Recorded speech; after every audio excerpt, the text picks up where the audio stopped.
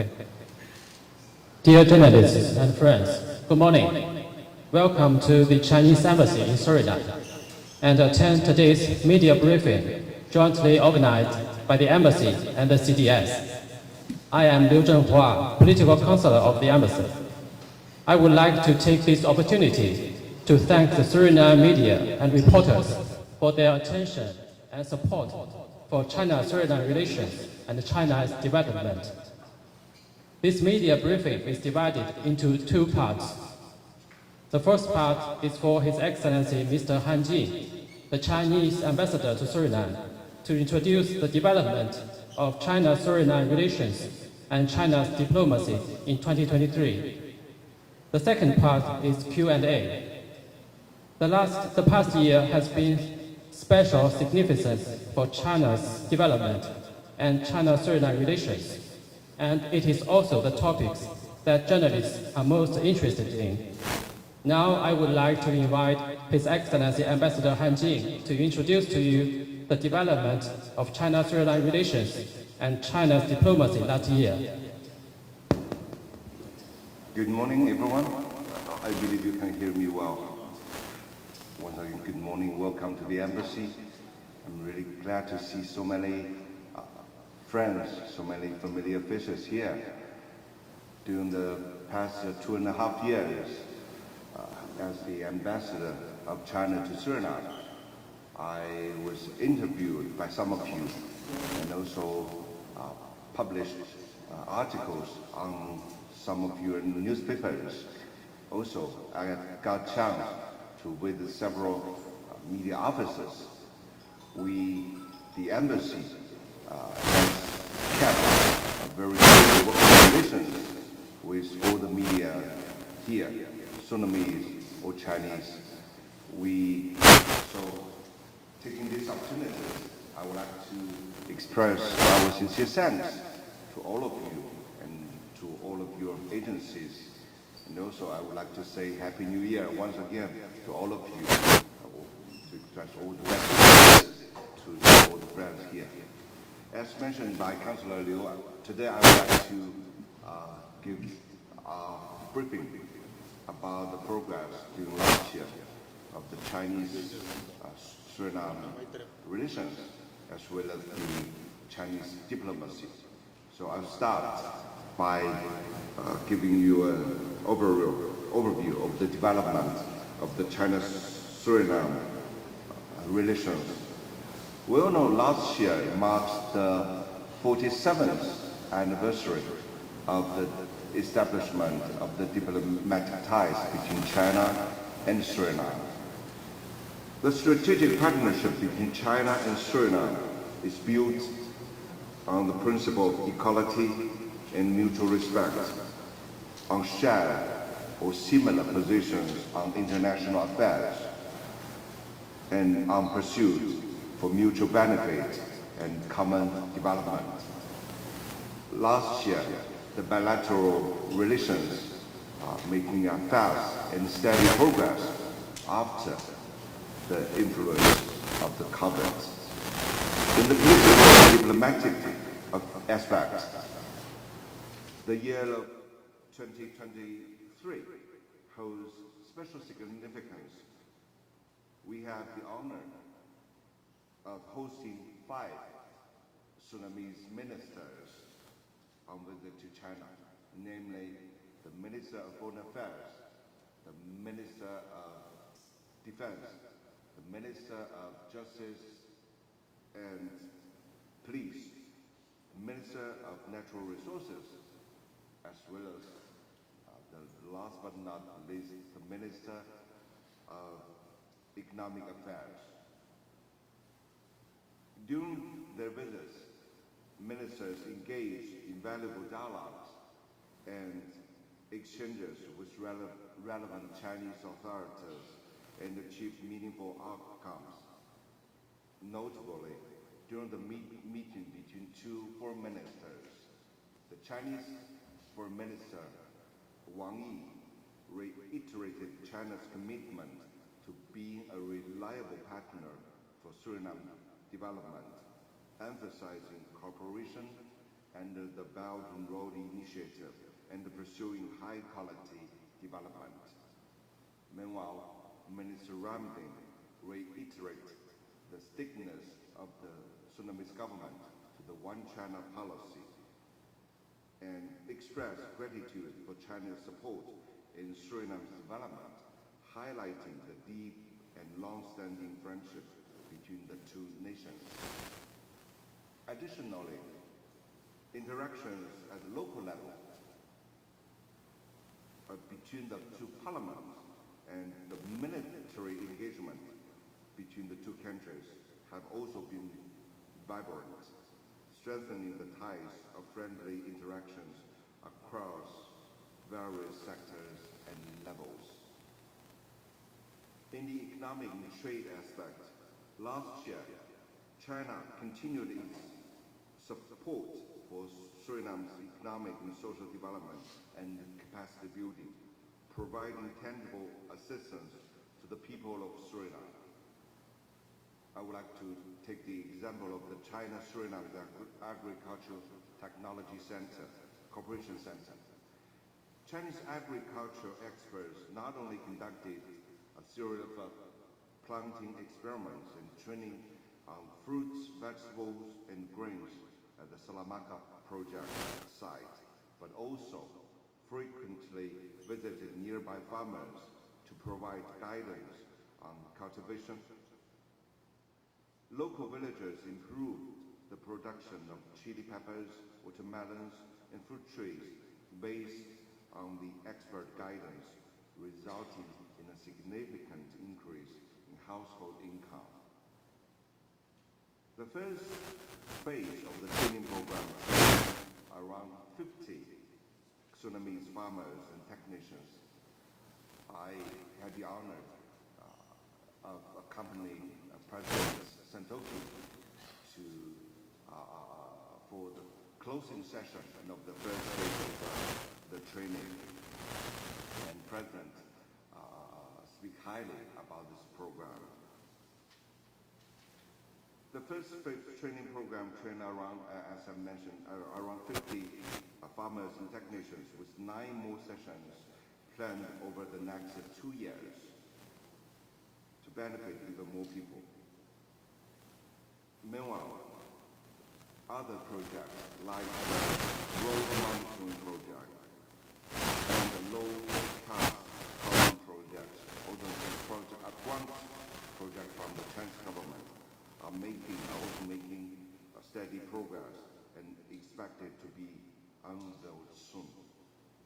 Furthermore, China has provided short-term training opportunities in China for over 300 Surinamese officials. Last Wednesday, the embassy hosted a reception, a reunion for all those training candidates.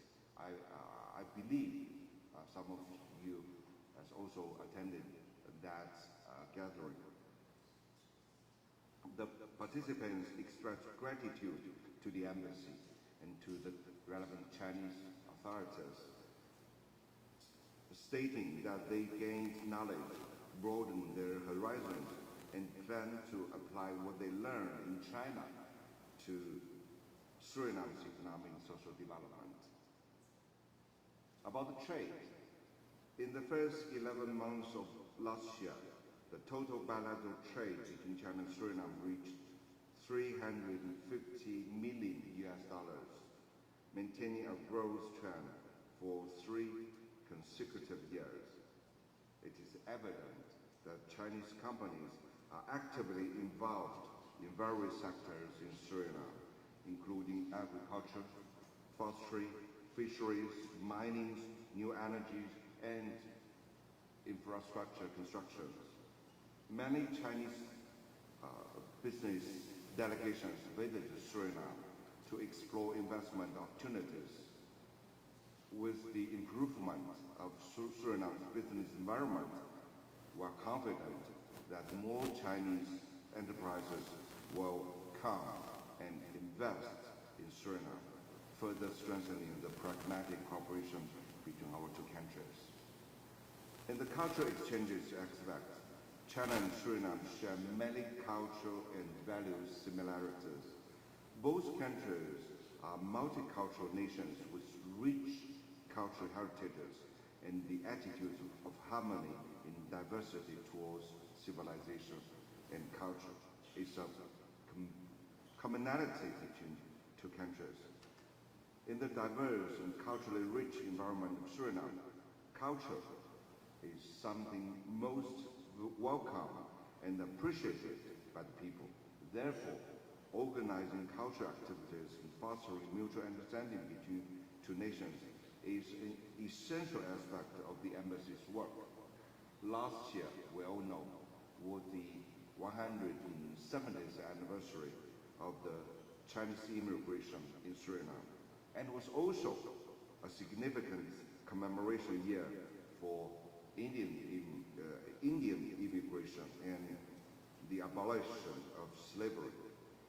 As an integral part of Suriname's diverse ethnic and cultural landscape, the celebratory activities serve not only as a source of joy for the Chinese community, but also as an opportunity to introduce the essence of Chinese civilization to other ethnic groups, conveying the emotions flowing in the cultural heritage.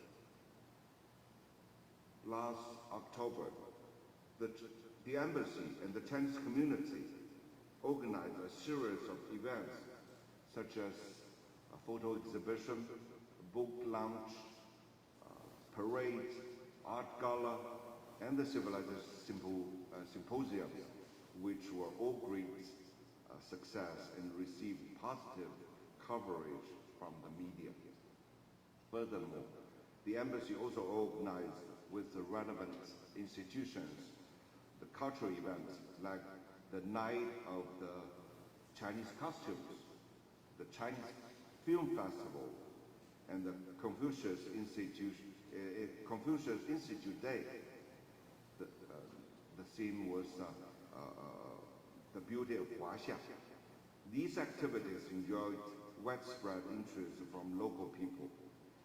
Participants dressed in traditional Chinese costumes, watched the Chinese film, and experienced Chinese culture, tried the Chinese cuisine, getting a more authentic and comprehensive image of China. The above represent the tangible work we have undertaken in Suriname throughout the year of 2023. This year, we stand ready to join hands with the Surinamese side to further promote our bilateral relations to a new height. After mentioning the bilateral relations, I will touch upon the overall progress of the Chinese diplomacy. I would like to invite you to watch a short video first.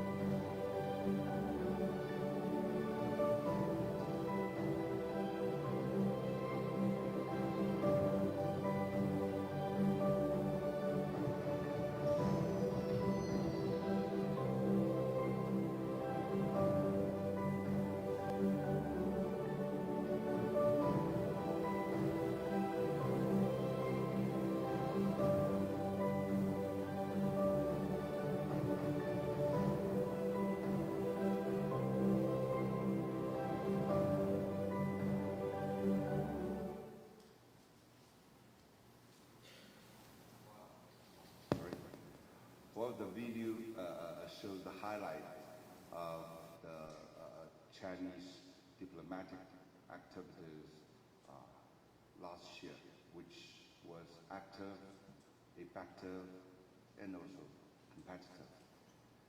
Besides those high-level exchanges, I would like also to draw your attention to two very important multilateral events. The first was the third Belt and Road International Cooperation Summit Forum held in Beijing in October last year. Last year was the 10th anniversary of the Belt and Road Initiative proposed by President Xi Jinping.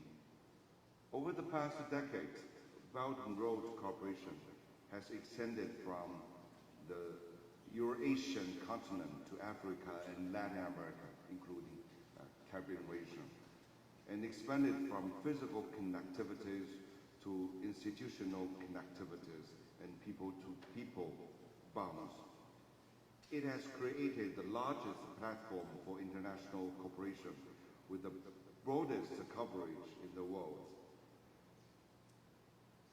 More than 150 countries across 5 continents, including Suriname, and over 30 international organizations have signed the relevant memos, agreements, or plan of actions with the Chinese government. These agreements encompass a variety of flagship projects as well as those small but beautiful projects benefiting people's livelihoods.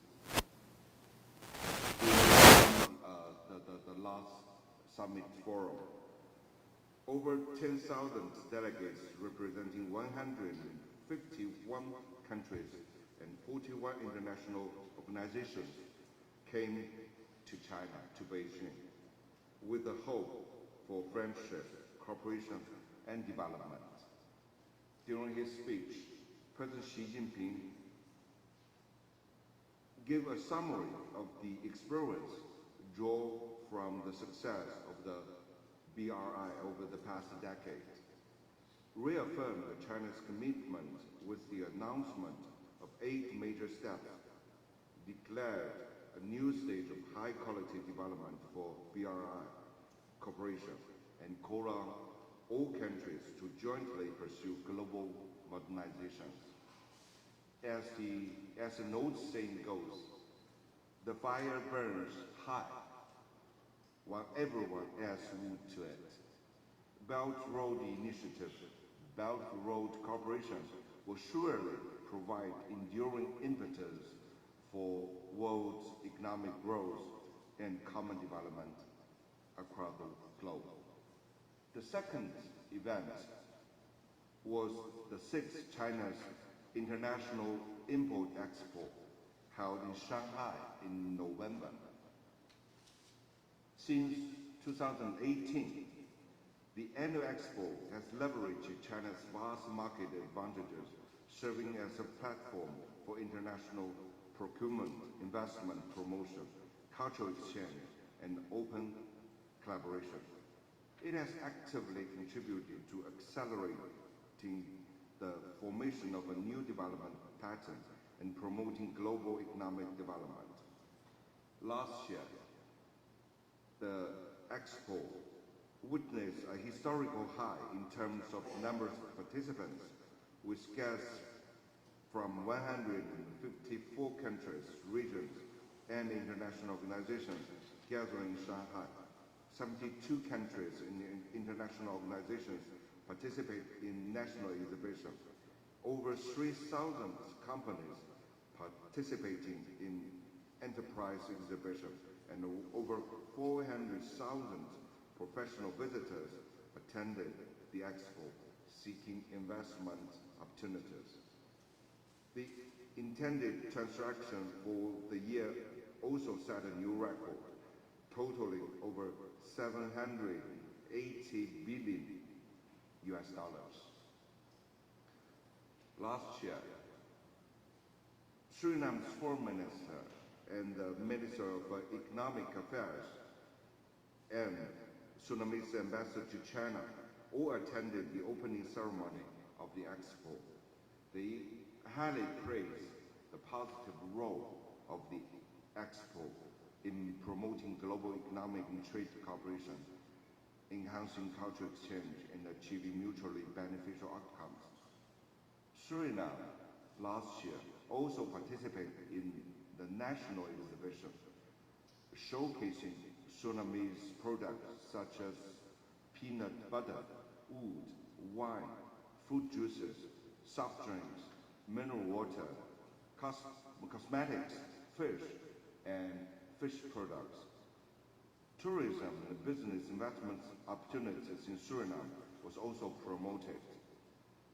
Minister of Economic Affairs, Madame Kudipsing, emphasized the good trade relations between Suriname and China, saying that Suriname attaches great importance to participating in the expo and will utilize the Chinese market to enhance production and exports of Suriname.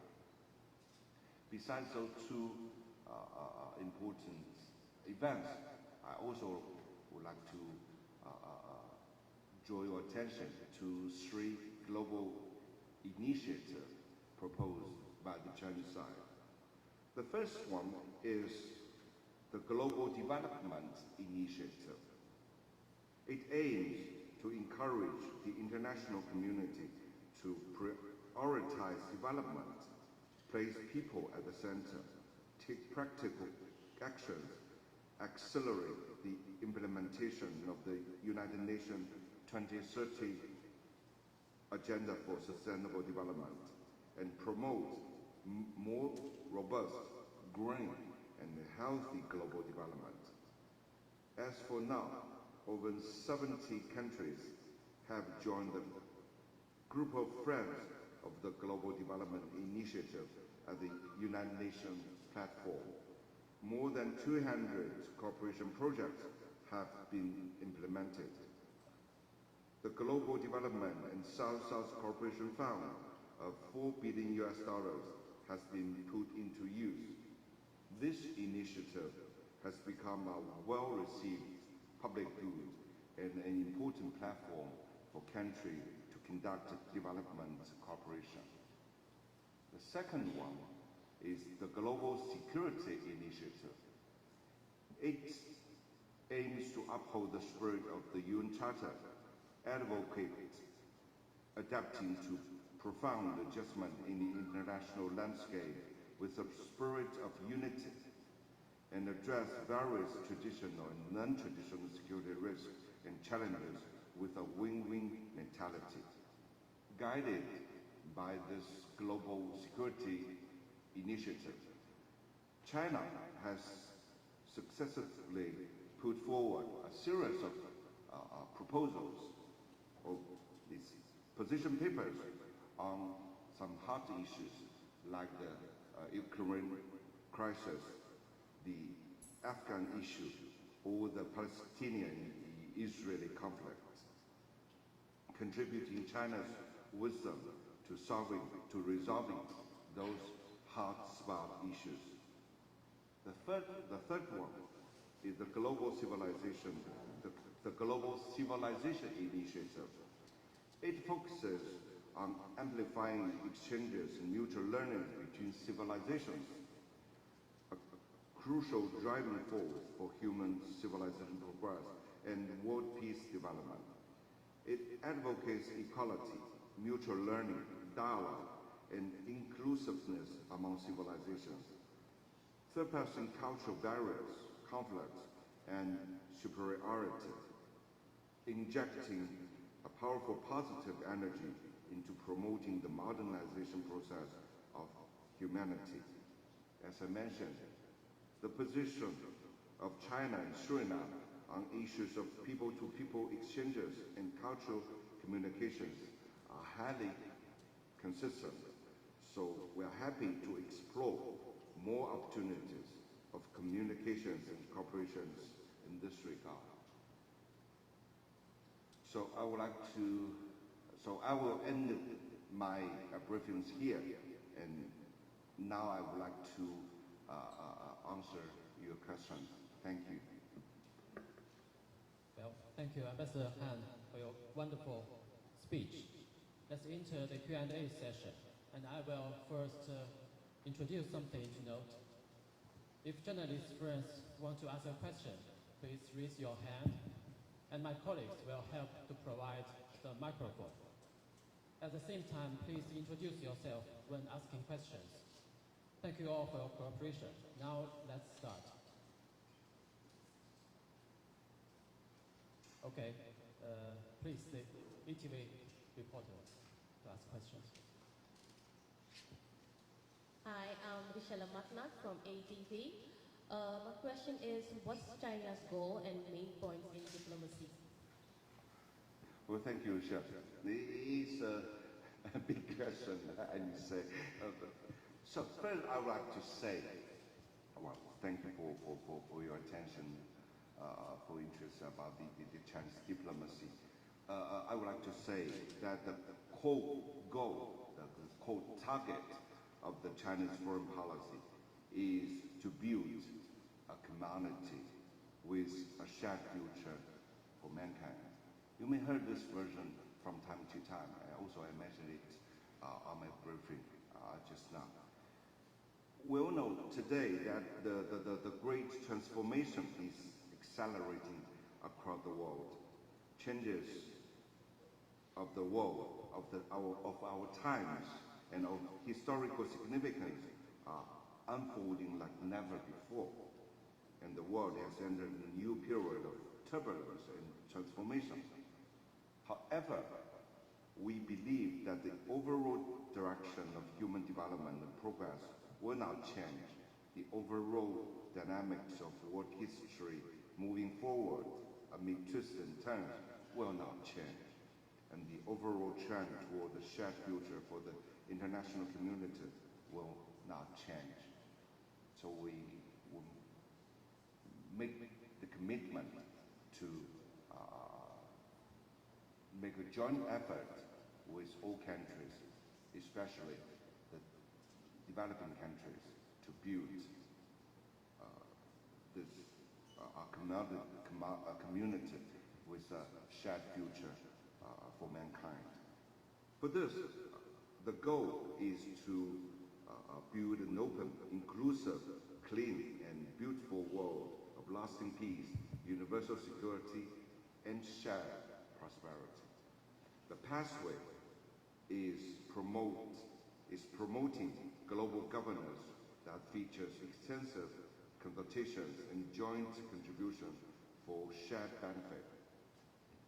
The guiding principle is to apply the common values of humanity. The basic underpinning lies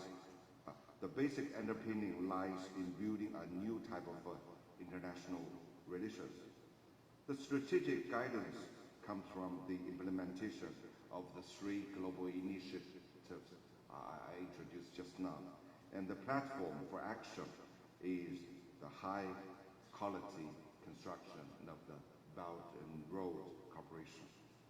On this basis, we seek to bring countries together to meet the challenges and achieve prosperity for all, and usher in a bright future of peace, security, prosperity, and progress for the globe.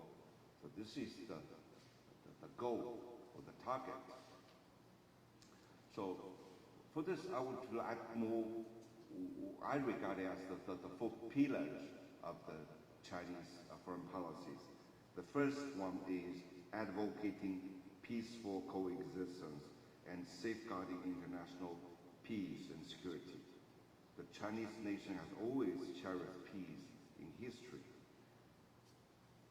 China consistently pursued an independent and peaceful diplomacy, advocating political solutions to hot-spot issues.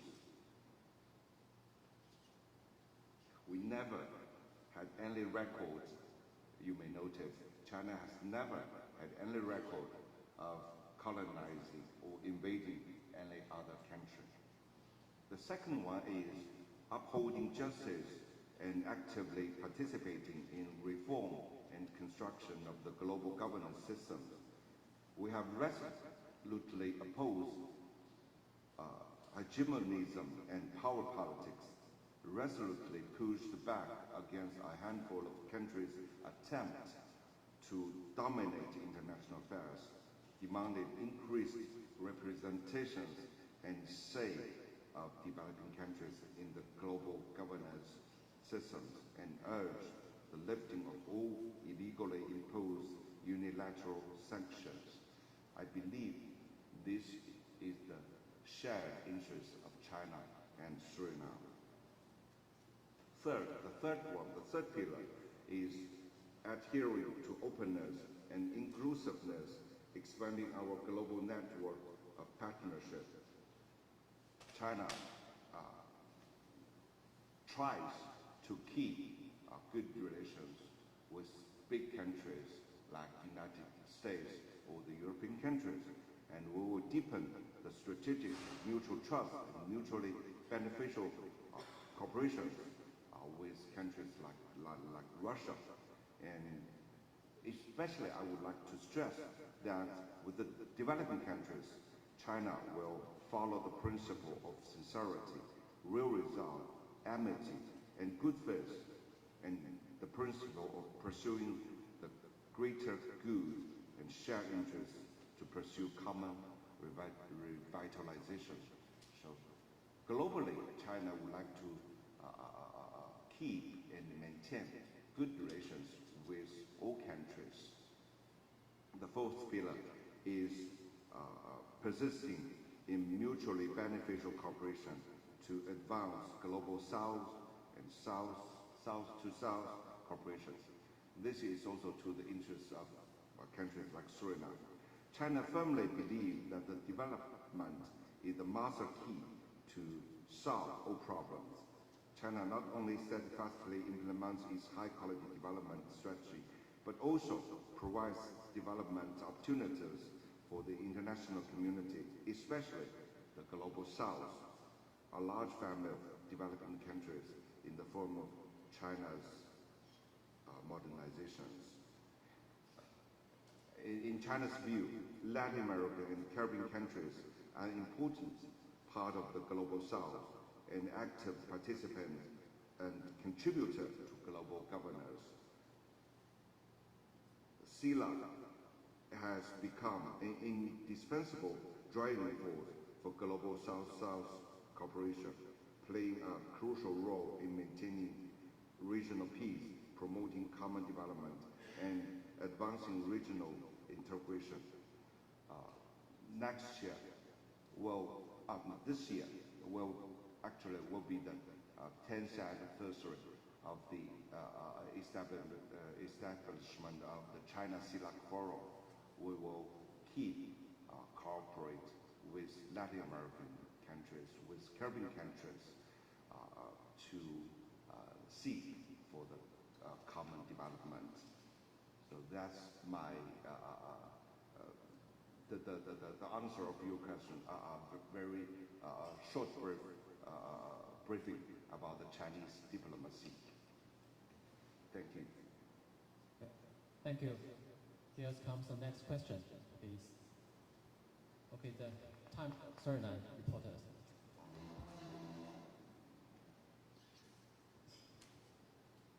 Good morning. I'm Tatiana from the Times in Suriname. I have two questions. Ambassador, what are your prospects for the new year, 2024, especially the relationship with China, Suriname? And I don't know if this is the place. Next week is Chinese New Year, right? Yes. Saturday, right? Year of the Dragon, am I correct? Yes. Okay. Is the Chinese embassy going to organize activities with the Chinese organizations in Suriname? If you can tell me a little bit about that. Those are the questions for now, Ambassador. Thank you so much. I'll start by answering the first questions. Just now, when talking about the last year bilateral relations, I mentioned the progress in the political, economic, and cultural, people-to-people aspect. Also, foreseeing this, the coming year, actually, the new year, what we are already in, that we aim to deepen political mutual trust and facilitate high-level exchanges. This year marks the 5th anniversary of the establishment of the strategic cooperative partnership between China and Suriname. Both sides should maintain the momentum of last year's close interactions, strengthen exchanges and cooperations across various fields, and create favorable conditions for higher-level engagement. I will note that President Santoki has expressed its wish to pay a state visit to China. I think the two sides will make discussions and preparations for this possible visit. At the same time, we should also focus on implementing the outcomes of last year's mutual visits and meetings and translated high-level interactions into tangible benefits visible to the people of both sides. We also aim to advocate practical cooperation and support Suriname's economic and social development. Under President Santoki's leadership, Suriname has implemented various reform measures. Efforts have been made to control exchanges rates, fluctuations, and debt reconstruction negotiations also have progressed smoothly. China has not only provided assistance to Suriname within its capacity, but also supports Suriname in securing the MF loans. China has consistently approached debt reconstruction negotiations with Suriname in a friendly and constructive manner, refraining from pressuring Suriname. We never press our Surinamese friends for debt repayment and always engage with Suriname in a friendly and constructive manner during debt reconstruction negotiations. I believe both parties can eventually reach a satisfactory outcome in negotiations. Certainly, we aim to organize diverse activities to promote people-to-people connectivities. This year, the embassy will continue to take into account the enthusiasm and the interest of Surinamese friends towards Chinese culture and will host vibrant and diverse cultural events around significant occasions such as the Spring Festival, as you expect, and China's National Day, enhancing the Surinamese people's understanding of the Chinese culture. So, just mention the coming of the Chinese New Year. Exactly, it will be on the 10th of February, and it will be the Year of Dragon. We all know that the dragon is a very important symbol of the Chinese culture, of the Chinese people. And the dragon reflects the spirit of power and dynamic actions, influence and progress. So we all have great expectations for this year. To celebrate the Chinese New Year, the embassy will join hands with the local community to host also several activities. Many on the day of the 10th. It will be a big art gala on the evening of the 10th, hosted by Squad, by the local Chinese communities. And also, so far as I know, after the performance, the fireworks will be shot to make everyone to show a happy and relaxing atmosphere. And also there will be banquet feast among different groups, among the different associations. And yeah. You mentioned the possibility that our president Yeah. is going to visit China. Is it this year? Is it this year? Because I heard that a couple of times that our president is going to visit. Is it this year exactly, and when, and for how long? I know that it is the question from many friends, but you know it's really it's not easy to fix the time.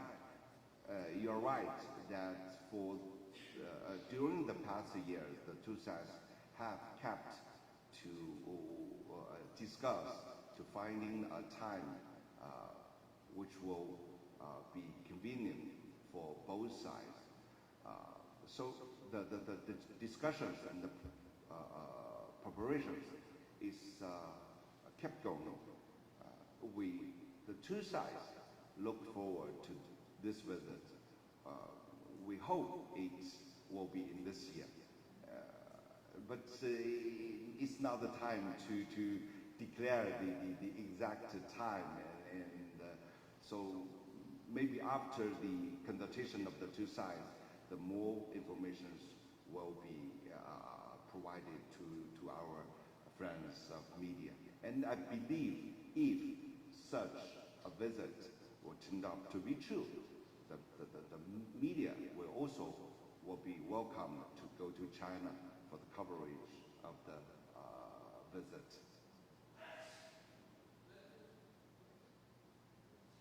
Okay, next question, please.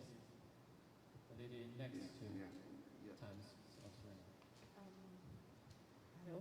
Yeah. Krishmani Thomas from Suriname, Herald.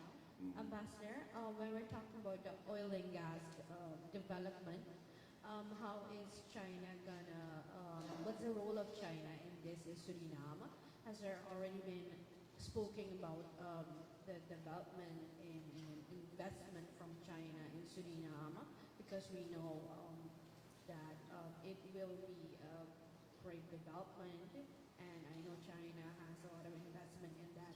And speaking about what China already invested in Suriname in projects, is China happy with the progress that has already been made in projects in the past?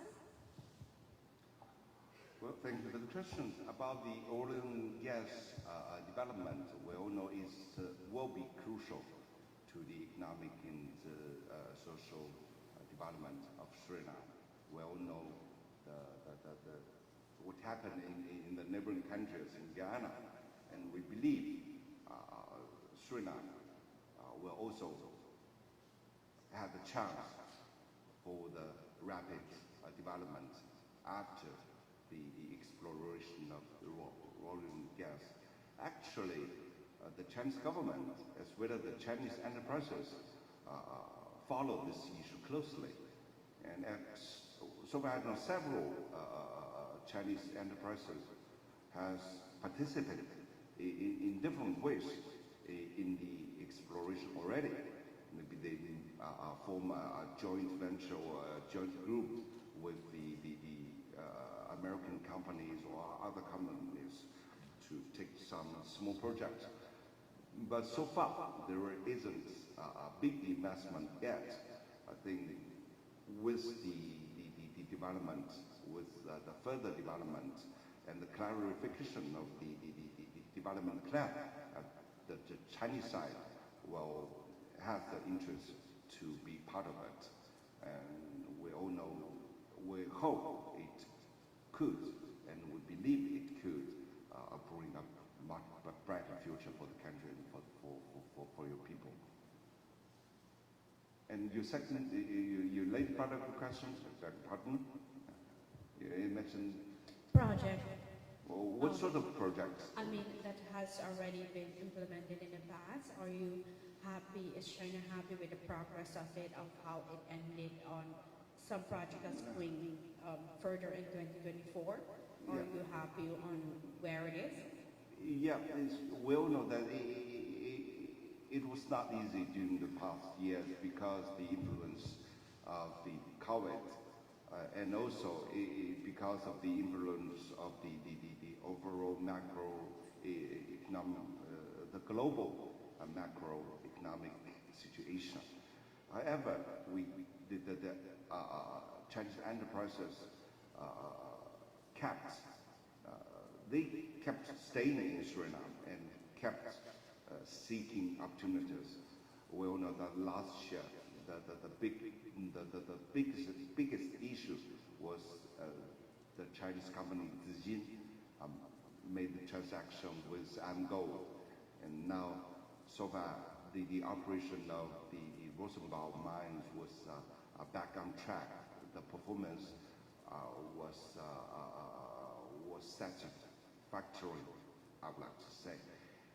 Meanwhile, other enterprises also come to Suriname, taking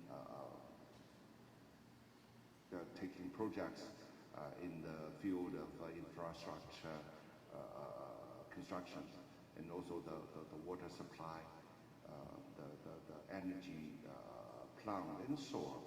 So, if you ask me whether I'm satisfied or not, it's hard to say.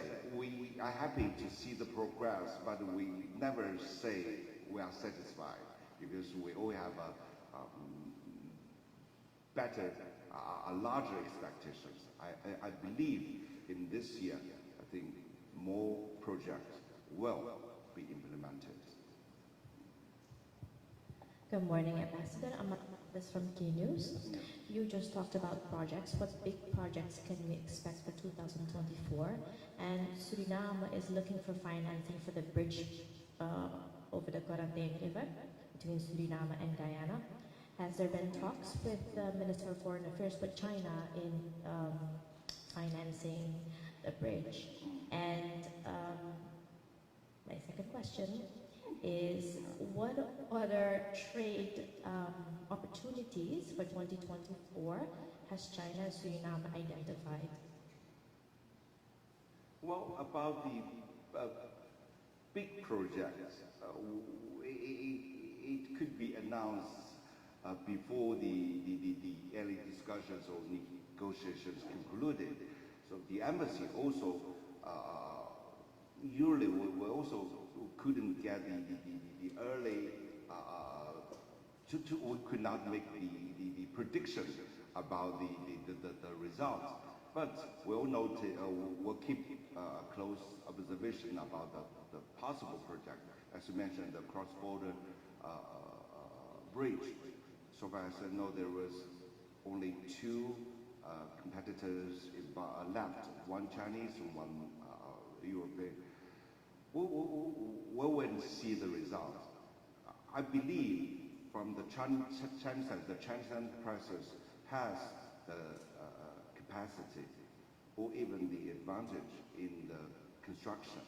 But for the financing aspect, it's more difficult, it's more hard. I think all the partners, including the government of both Suriname and Guyana, discuss about it. We'll see. So, other trade opportunities between China and Suriname for 2024? Just now I mentioned the trade volumes and has kept growing, and I believe I'm confident about this year. And now mainly the trade was mainly focused on the such like fisheries, potteries, and so on. I think it could be widened. That's why I just now I emphasize the expo in Shanghai last year, and Surinamese make a good promotion there, and I hope that more and more Surinamese high quality goods could be introduced to China, which will further enlarge the trade volumes. Well, thank you. Next question. Yeah. Oh, please.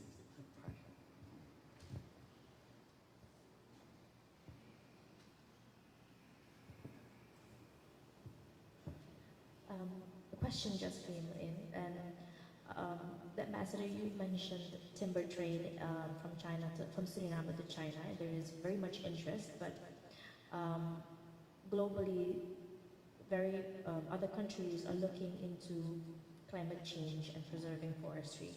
How will China and Suriname work together on mitigating climate change impact? Because we are both doing trade in timber, which most people say is impactful on the climate.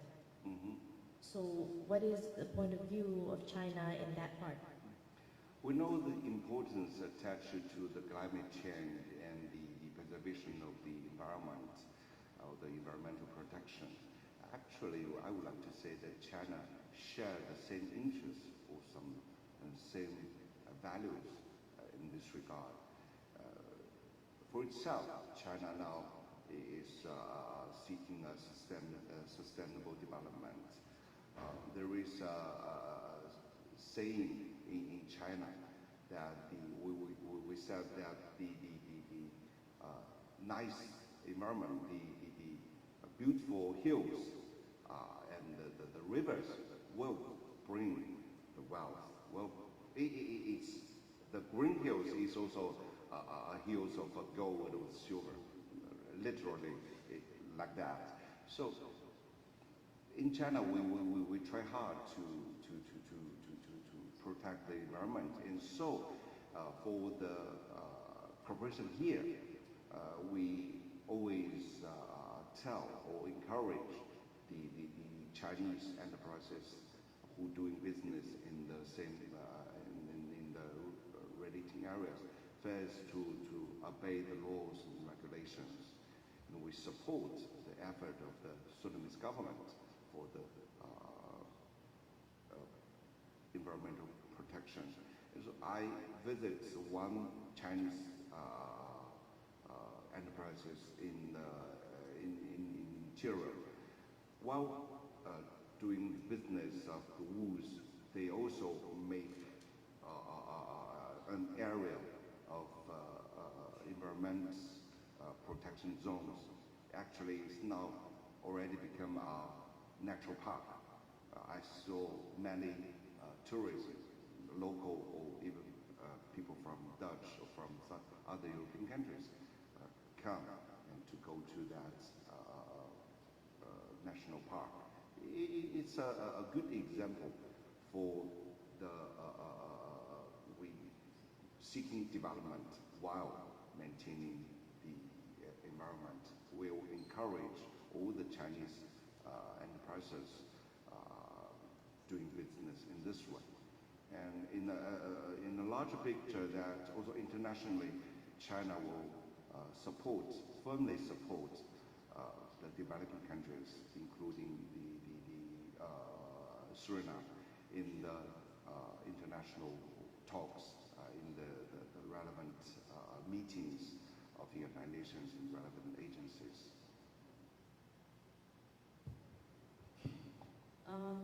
Ambassador, Yes.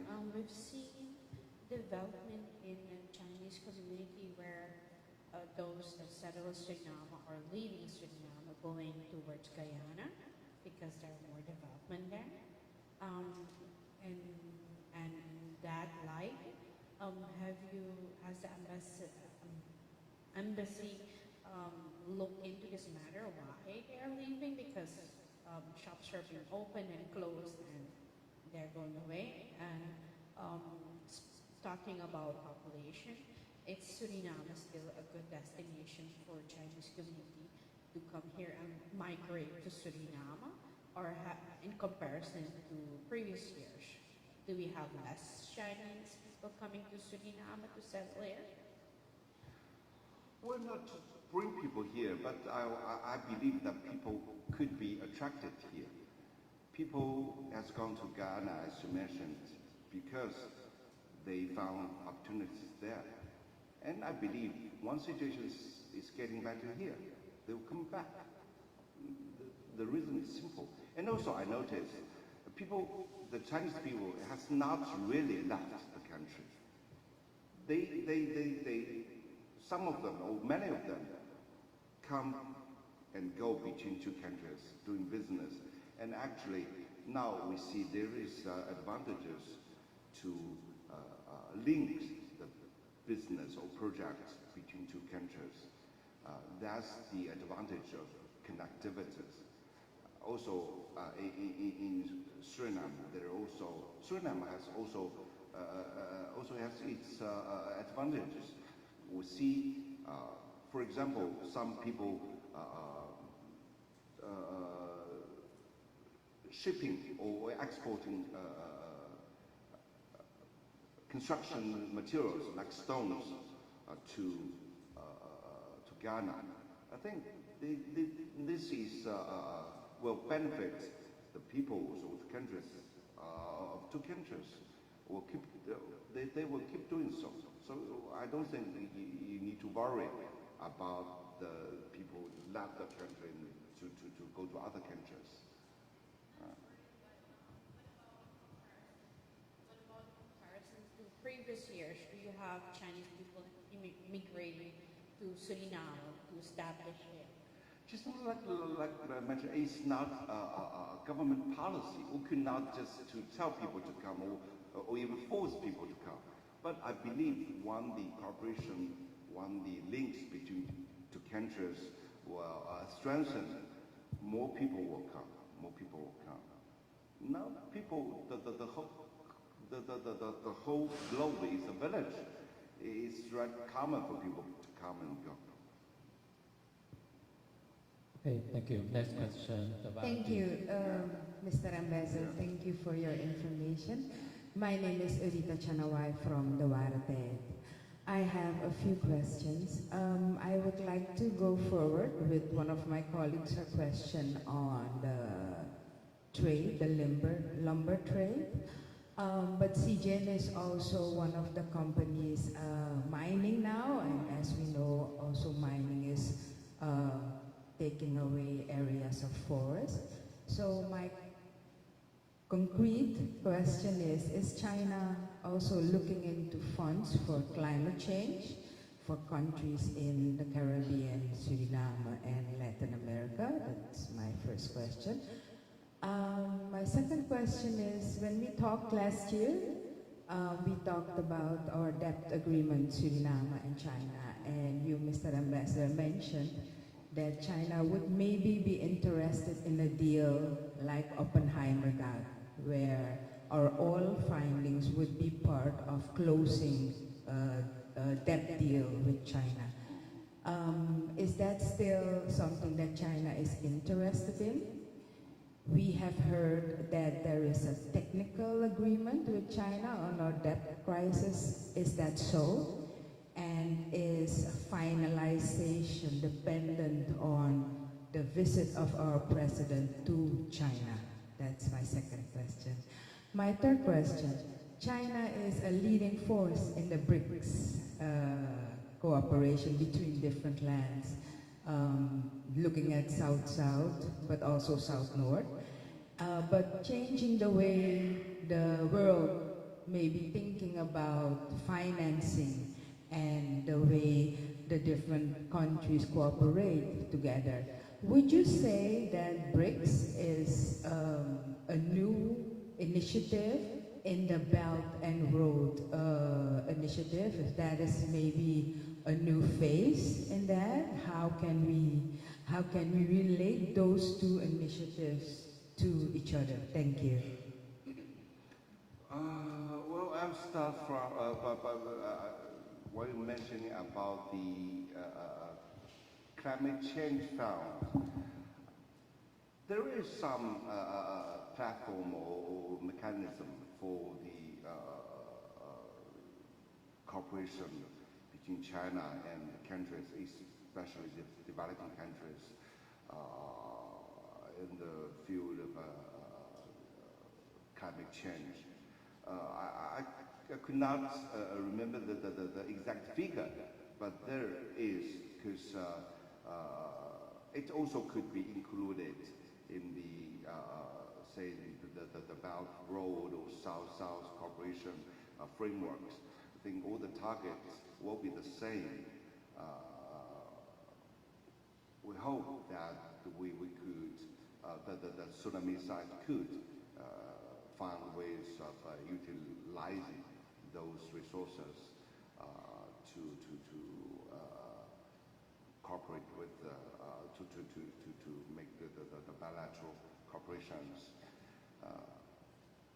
There was different sort of mechanisms and funds and resources. And for the debt issues, as you know, that the two sides has kept negotiated.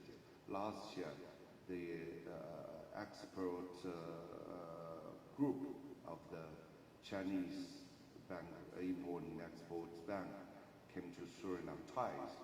And during his visit in Beijing, Minister Ramdi also has discussed this issue with the relevant authorities of China. You're right that the two sides are getting more and more close to conclude the negotiations.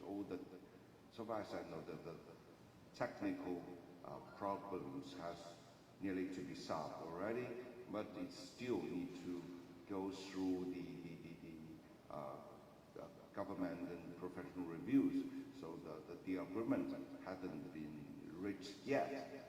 We kept optimistic about the conclusion of the talk. And yeah.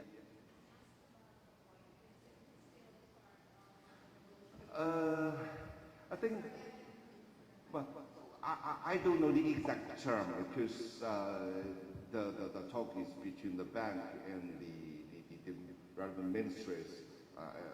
So I believe that all conditions, all terms, all factors will be will take into consideration.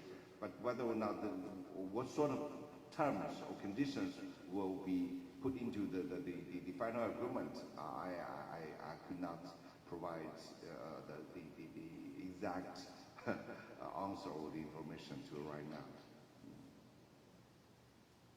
And your third question is from BRICS. I think BRICS is a fact. It's a vivid reflection of the changing world. It demonstrates the rise of the so-called developing countries. So China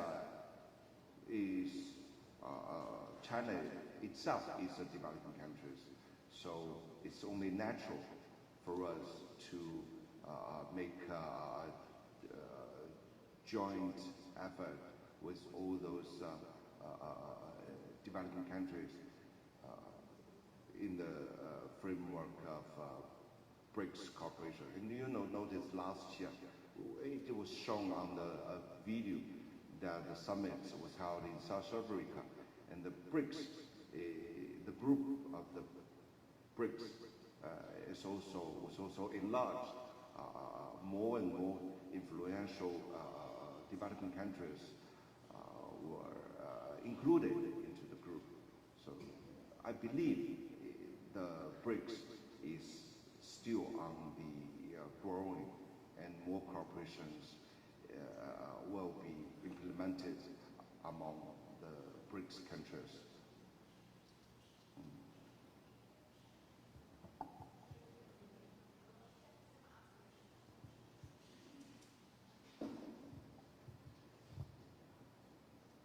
Thank you for the information, and I get that you're getting a little bit tired. We've been busy some time now, but please, I didn't hear the answer on my question. If the Belt and Road Initiative, how does that fit into BRICS, or do those two have nothing in common?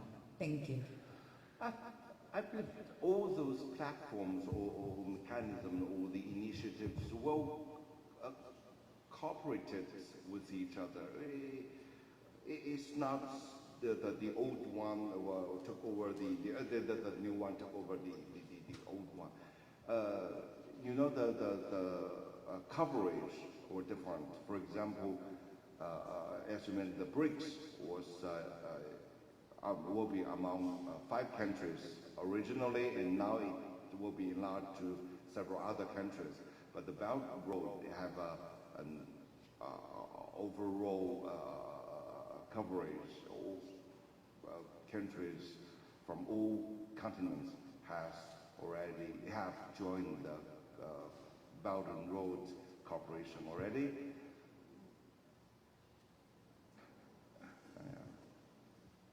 Okay, thank you. Next question, please. CBS. Yeah, I have 3 questions, maybe the last questions of this press briefing. Ambassador, on the question of the prospects of 2024, you've mentioned that the Chinese government will support Suriname, the social and economic development of Suriname. But in 47 years of relation between China and Suriname, does China really believe that the aid she offered to Suriname had led to development? I mean, on the different governments of Suriname, and how can China support Suriname to use aid from China in such a manner that the country can benefit from? The second question is the Belt and Road Initiative. You just said that there are 150 countries. Can you give us some examples of countries benefiting from this Belt and Road Initiative that they can take their own development? And on the question of the visit of the President of Suriname to China, I don't know whether it will be before or after the debt restructuring with China, but how can BRICS, what can BRICS mean to Suriname after debt restructuring with China? Well, for the first questions, we all know that China has kept providing its assistance to Suriname. I would say the aid or the assistance is to the country or to the people. It's not to some certain parties or some certain governments. So the policy will keep, no matter which party or which group is on the administration. We see for years the assistance, or especially the grants projects, has produced tangible benefits. I would like to raise the example of Banika Hospital. That hospital is a grant project from China. It took nearly 10 years to finish the construction of the hospital. So I believe several governments was all getting involved into it. But finally, it is established, and right on time, during the COVID, it was designated as the hospital to dealing with the COVID-19. So that's one of the examples. For other examples, I can raise stadiums or some houses or some public project. And also, for example, we now discuss about the debt issues, but some people ask me why there was such a debt issue. I would like, the money hasn't been wasted. We see bridges, we see roads. For example, the highway. When you arrived in Suriname, leaving the airport, you would go through a highway. It was constructed by the Chinese company using the sovereign loans or we call it soft loans from the Chinese government. It's also a demonstration, it's a proof of the Chinese assistance or the cooperation benefit which brought by the Chinese assistance. And about the second question is about the BRI. Yes, more than 150 countries globally join hands with the Chinese government to implement this initiative. There were so many projects. For example, in some Asian countries or European countries, sea harbors, bridges, the highways. I would like to say, for example, in African country, in Kenya, the railway between the capital and the coastal cities was constructed by the assistance of the Chinese enterprise and the Chinese government, which enhanced the capacity, the capability of transaction for both people and goods. Such evidence or such examples was too many to be mentioned. And besides those big projects, now we also attach importance to those, as I described, as small but beautiful projects. Like, for example, we make some project to make a clean water supply to some remote villages, to enhance the chance for education for those poor or the remote areas. Those are also included in the Belt and Road Corporations. And for the third question, I would like to say that the conclusion of the debt reconstruction talks is not a precondition for the President's visit. I couldn't say it will, which will ahead of the others. It's we'll see. We'll keep negotiating with the two sides. Keep negotiating for the debt restructuring. Meanwhile, the two sides closely discuss the visit. It's going parallel. Thank you. Next question, please.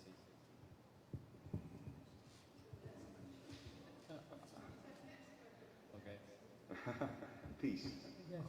Ambassador, I know it is your place, but do you think that the Surinamese government does enough to protect the Chinese entrepreneurs in Suriname?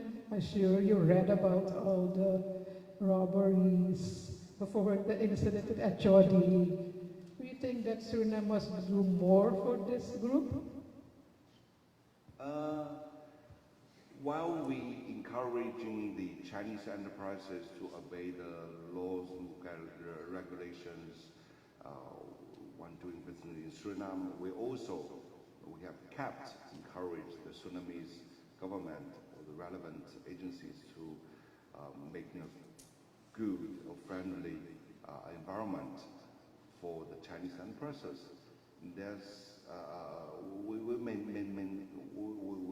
We've kept doing so. We see there were accidents, but for example, last year, the last February, there was a big incident in Palamalipo. It's a tragedy that, unfortunately, many Chinese shops or Chinese business were turned out to be victims. I visit several shops. I see the tragic image. So later on I discussed with the relevant government agencies to urge them to give better protection to the Chinese. But also I need to say, it's not solely or only attacking the Chinese people. security, social security is a public affair. Also government need to doing a better job for the maintenance of the order and security in the whole society. And also, you know, for the attracting the Chinese investment, we also suggest the Surinamese government to form some policies. You know, that was right the experience of our side when China taking the open up policies 4 decades ago. The very first step is to making policies to attract foreign investment. That is also need to be done here in Suriname. But it's not also just only to the Chinese end process. It will attract, it could be useful to attract investment from all aspects. Yeah. Okay, thank you.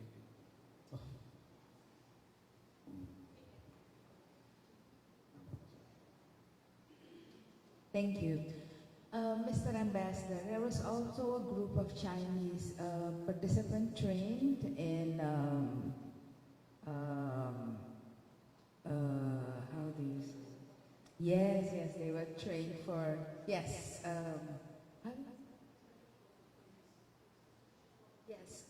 They were trained to just say plainly to help the police to keep the order in the different shops.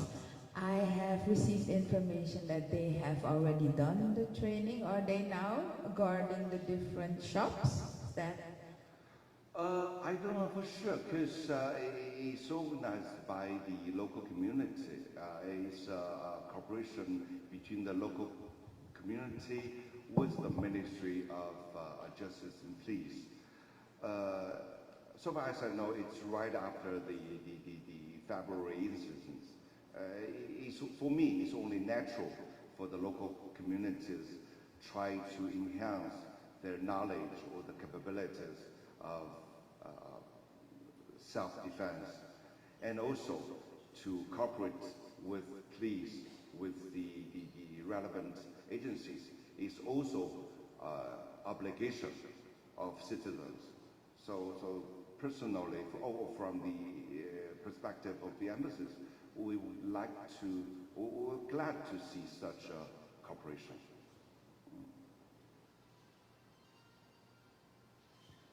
Okay, thank you. Is there any more questions? If not, the Q&A session is here. Okay, thank you very much. With a strong assistance with the CDS and the support of all friends from the media, today's media briefing was a great success. To thank everyone for their support, the embassy has prepared small souvenirs for all journalists. Ambassador Han is also very happy to take photos with everyone. We hope that we have been well informed of the latest development of China's diplomacy and China-Suriname relations. Today's event is a new attempt for enhancing exchanges and cooperation between the embassy and the media. In the future, the embassy will hold more and various events for the media, and everyone is welcome to continue to participate in and support the embassy's activities.